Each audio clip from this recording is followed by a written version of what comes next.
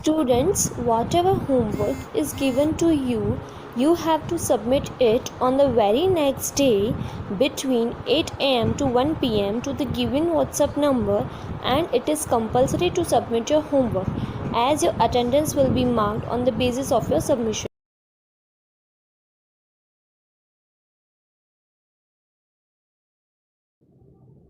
पाठ 16 कठिन शब्द। Number 1 Uttarakhand, number 2 Haridwar, number 3 Rishikesh, number 4 Yamunotri, number 5 श्रृंखलाओं, नंबर 6 बद्रीनाथ, नंबर 7 क्रीड़ा भूमि, नंबर 8 हेमकुंड साहिब, नंबर 9 आच्छादित, नंबर 10 आश्चर्यचकित, नंबर 11 अतिवृष्टि, नंबर 12 पर्वतारोही, नंबर 13 सीढ़ीनुमा, नंबर 14 गुरुकुल कांगड़ी,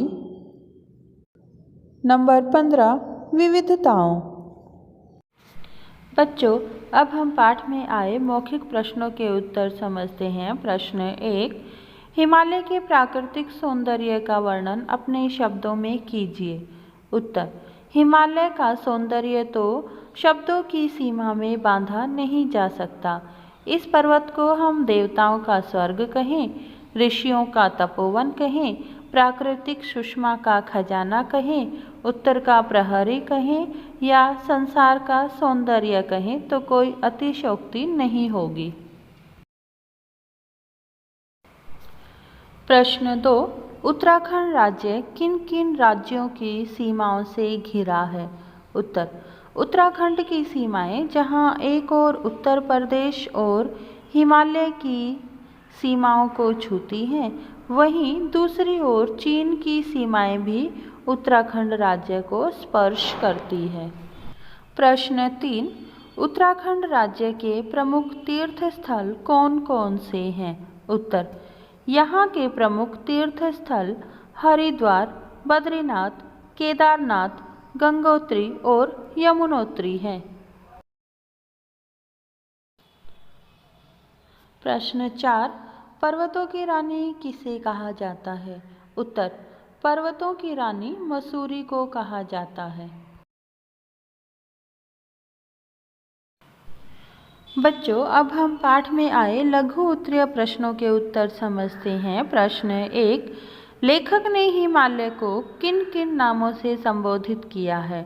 उत्तर, लेखक ने हिमालय को देवताओं का स्वर्ग, ऋषियों का तपोवन, प्राकृतिक सुषमा का खजाना, उत्तर का प्रहरी आदि नामों से संबोधित किया है। प्रश्न 2, किन तीर्थ स्थलों को प्रमुख धाम की संज्ञा दी जाती है? उत्तर, बद्रीनाथ, केदारनाथ, गंगोत्री और यमुनोत्री को प्रमुख धामों की संज्ञा दी गई है। एक मान्यता के अनुसार इन 4 धामों की यात्रा पूर्ण करने पर मनुष्य को पूर्ण पुण्य की प्राप्ति होती है। प्रश्न 3, उत्तराखंड के प्रसिद्ध शिक्षा केंद्र कहाँ और कौन से हैं? उत्तर, उत्तराखंड में विश्व प्रसिद्ध रुड़की विश्वविद्यालय एवं गुरुकुल कांगड़ी स्थित है। हरिद्वार में संस्कृत शिक्षा के लिए दूर दूर से विद्यार्थी आते हैं। देहरादून भी उत्तरी भारत का प्रमुख शिक्षा केंद्र है। बच्चों, अब हम दीर्घ उत्तरीय प्रश्नों के उत्तर समझते हैं। प्रश्न 1, उत्तराखंड में कितने जिले हैं? यहाँ की राजधानी का क्या नाम है? उत्तर, उत्तराखंड में 13 जिले हैं। यहाँ की राजधानी देहरादून है। प्रश्न 2, पर्वतीय क्षेत्रों में रहने वालों का जीवन सुगम नहीं होता। इस तथ्य को विस्तार से समझाइए। उत्तर, पर्वतीय क्षेत्रों का जीवन सरल नहीं होता। यहाँ जीने के लिए आवश्यक वस्तुएं जुटाने हेतु कड़ा परिश्रम करना पड़ता है। अतिवृष्टि से होने वाला भूस्खलन और बाढ़ इस क्षेत्र के लिए अभिशाप है। प्रश्न 3, हरिद्वार के बारे में वर्णन कीजिए। उत्तर, हरिद्वार उत्तराखंड का प्रसिद्ध तीर्थ स्थल है जो हर और हरि दोनों का द्वार है, अर्थात बद्रीनाथ जो हरि है और केदारनाथ जो हर है, दोनों के पवित्र धामों में जाने का मुख्य द्वार यही है, इसलिए इसे हरिद्वार कहते हैं। संकेत गद्यांश को पाठ में पढ़कर प्रश्नों के उत्तर चुनिए। नंबर 1, उत्तराखंड भारतीय गणराज्य का कौन सा राज्य है? क 26वां, ख 27वां, ग 28वां, घ 29वां। सही उत्तर है ख 27वां। नंबर 2, उत्तराखंड की राजधानी है? क शिमला, ख मसूरी, ग देहरादून, घ नैनीताल। सही उत्तर है ग देहरादून। नंबर 3, हरिद्वार किस नदी के तट पर बसा है?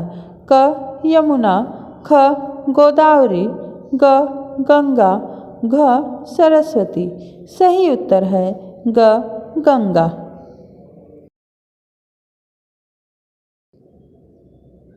निम्नांकित वाक्यांशों के लिए एक एक शब्द लिखिए। गंगा का उद्गम स्थान गंगोत्री, यमुना का उद्गम स्थान यमुनोत्री, जहाँ पहुँचना बहुत कठिन हो दुर्गम, ज़्यादा बारिश होना अतिवृष्टि, जिसको टाला न जा सके अटल।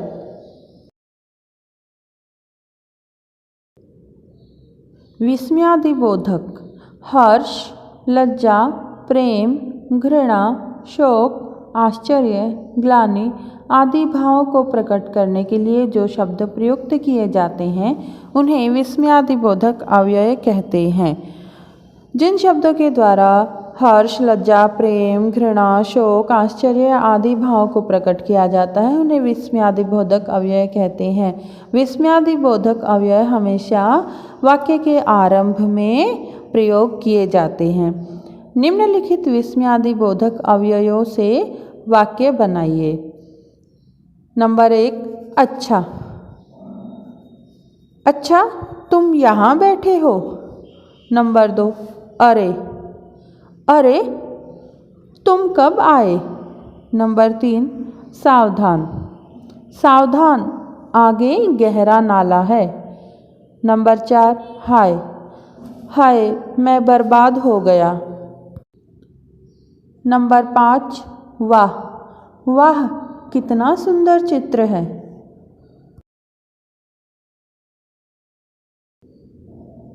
निम्नलिखित मूल शब्दों से नए शब्द बनाइए।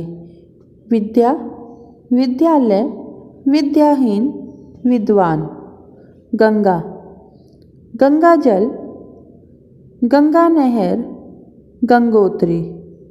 तीर्थ, तीर्थ यात्रा, तीर्थ स्थान, तीर्थयात्री। दर्शन, दर्शनीय, दर्शनार्थी, दर्शनाभिलाषी।